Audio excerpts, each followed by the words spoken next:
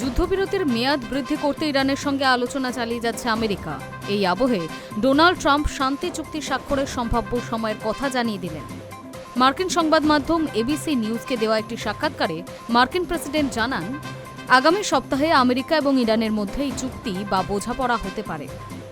ওই সাক্ষাৎকারে ট্রাম্প বলেন, সামরিক বিজয়ের চেয়ে ইরানের সঙ্গে শান্তি আলোচনা করা ভালো হবে। তারপরেই ট্রাম্পকে জিজ্ঞাসা করা হয়, ইরানের সঙ্গে কবে বোঝাপড়ায় বসবে আমেরিকা। মার্কিন প্রেসিডেন্ট বলেন, আমার মনে হয় 1 সপ্তাহ সময় লাগবে। 1 সপ্তাহের মধ্যে হরমুজ প্রণালী থেকে অবরোধ উঠে যেতে পারে বলেও ইঙ্গিত দিয়েছেন ট্রাম্প। ইরানের সঙ্গে চুক্তি স্বাক্ষরের পথে ট্রাম্পের অন্যতম বাধা হয়ে উঠেছে লেবানন সমস্যা।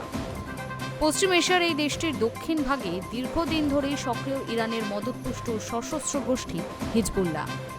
লেবাননের এই সশস্ত্র গোষ্ঠীর সঙ্গে আগে থেকেই সংঘর্ষ চলছে ইসরায়েলের।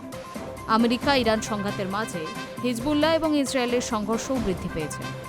এই অবস্থায় ইরান স্পষ্ট করে দিয়েছে, চুক্তি নিয়ে কোনো আলোচনা করতে চাইলে লেবাননের উপর হামলা বন্ধ করতে হবে। এই অস্থিরতার মাঝে আমেরিকার সঙ্গে আলোচনা বন্ধ করে দিচ্ছে ইরান, এমন খবরও ছড়িয়েছে। যদিও ট্রাম্পের দাবি, আলোচনা স্থগিত রাখার কোনো সিদ্ধান্ত ইরান তাকে জানায়নি। এই আবহে ইসরায়েলি প্রধানমন্ত্রী বেঞ্জামিন নেতানিয়াহুর উপরে চটেছেন ট্রাম্প। সংবাদ মাধ্যম অ্যাক্সিওসের প্রতিবেদন অনুযায়ী সোমবার ফোন আলাপের সময় নেতানিয়াহুকে তিনি বলেছেন, আপনি একটা বদ্ধ উন্মাদ, আমি না থাকলে তো আপনি জেলে যেতেন। সোমবার খবর ছড়ায়, লেবাননের রাজধানী বেইরুটে হামলার ছক কষেছে ইসরায়েল। আমেরিকার থেকে সবুজ সংকেত পাওয়ার জন্য তারা অপেক্ষা করেছে।